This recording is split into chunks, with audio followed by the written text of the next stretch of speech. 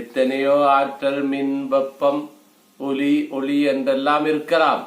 இவற்றுக்கெல்லாம் ஆற்றல் கொடுக்கும் சுப்ரீம் சோர்ஸ் ஆஃப் எனர்ஜி என்று சொல்லக்கூடிய திருவருள் சக்தி சிவம். அது சிரிக்கும் இடத்தில் தான் இருக்கும்.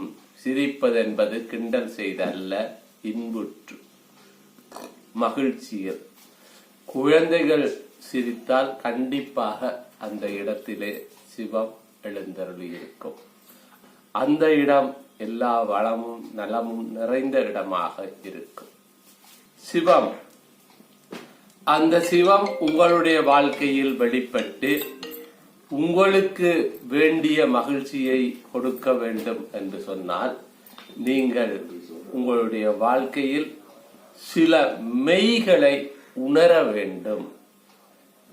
ஒன்றை எடுத்து சொன்னால், நாங்கள் இத்தனை காலமும் இப்படித்தான் வாழ்ந்து விட்டோம், எங்களுடைய குடும்ப பழக்கம் இது, எங்களுடைய சமூக பழக்கம் இது, அதை எப்படி ஐயா மாற்றுவது என்று கேட்பது முழு போலித்தனம், வேஷம், நடிப்பு.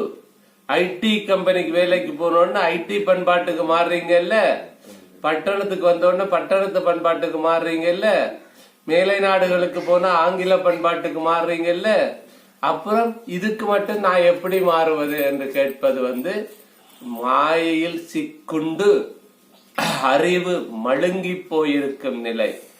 அந்த அறிவு மழுங்கிய நிலையிலிருந்து கண்டிப்பாக வெளியே வர வேண்டும். வாழ்க்கையில் முன்னேற்றம் அல்லது மாற்றம் வேண்டுமென்றால் மனதிலே, உணர்விலே மாற்றம் வேண்டும். மனசளவில் மாறாதவனுக்கு வாழ்க்கை மாறாது. அதே சாக்கடை தான். மனசளவில் மாறினவன் எந்த சாக்கடையில இருந்தாலும் அவனுடைய வாழ்க்கை பெரிய ஆலமரம்தான்.